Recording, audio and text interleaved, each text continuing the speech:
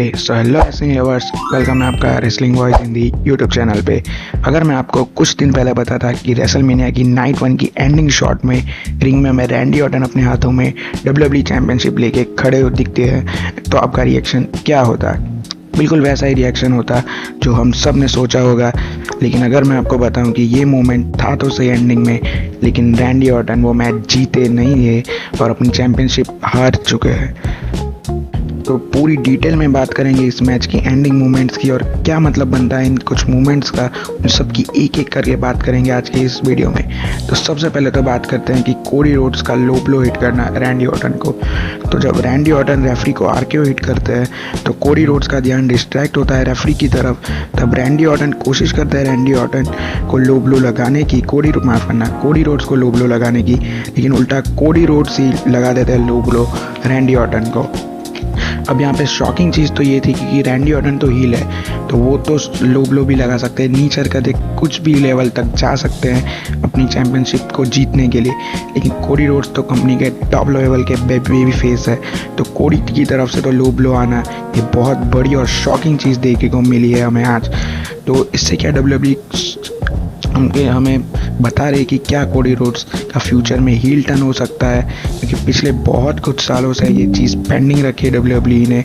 तो क्या हमें आज की उस चीज़ से एक हिंट मिला है जो कि शायद फ्यूचर में कोडी रोड्स के हील टर्न की तरफ हमें देखने को मिल सकता है। तो दूसरे मोमेंट की तरफ आते हैं जो कि होगा पैट मैकेफी का स्लो काउंट करना। जब रैंडी ऑर्टन ने आरकेओ लगाया था रेफरी को और फिर जब कोडी रोड्स कोडी कटर लगाने जाए तो उनको भी आरकेओ लगाया, तब वो पिन करने की कोशिश करते लेकिन रेफरी को तो ऑलरेडी वो हिट कर चुके हैं, तो रेफरी बिल्कुल कंडीशन में नहीं थे पिन करने की। तभी हमने पैट मैकेफी को आते हुए देखा रेफरी बनते हुए, वो गले में नेक बैंड भी बांध के आए थे क्योंकि वो ऑलरेडी स्ट्रेचर्स पे जा चुके थे। लेकिन वो जब रेफरी बन गया है तब उनके पास चांस था, अगर वो जल्दी से 3 काउंट करते या तो फिर जो नॉर्मल भी काउंट करते रेफरी उतना भी अगर काउंट करते तो शायद रैंडी ऑर्टन WWE चैंपियनशिप जीत जाते। लेकिन उन्होंने बहुत ज़्यादा स्लो काउंट किया जबकि वो रैंडी ऑर्टन की टीम में थे। तो यहाँ से तो हमें साफ पता चल चुका था कि पैट मैकेफी रैंडी ऑर्टन के अगेंस्ट है, ना कि उनकी टीम में।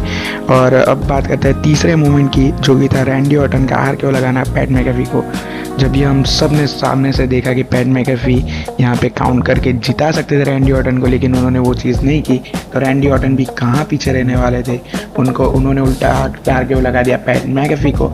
और ये शायद हर एक जो वहाँ पे रेसलमेनिया देख रहा फैंस था स्टेडियम में या फिर घर पे, उन सब के लिए सबसे सेटिस्फाइंग मोमेंट था कि पैट मैकेफी को रैंडी ऑर्टन ने आरकेओ लगाया।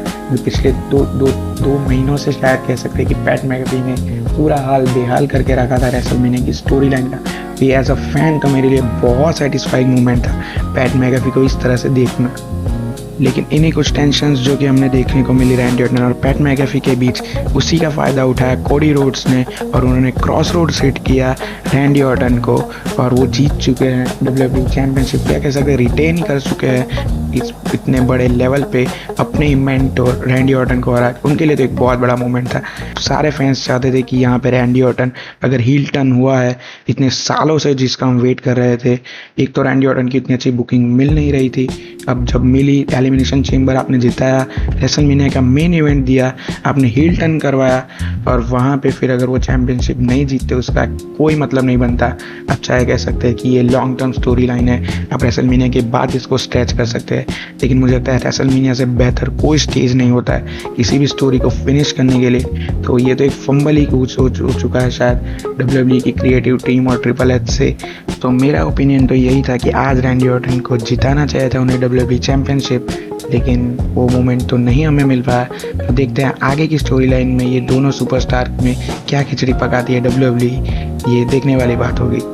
सो मिलते हैं नेक्स्ट वीडियो में। Don't forget to like, share, subscribe and thank you for watching.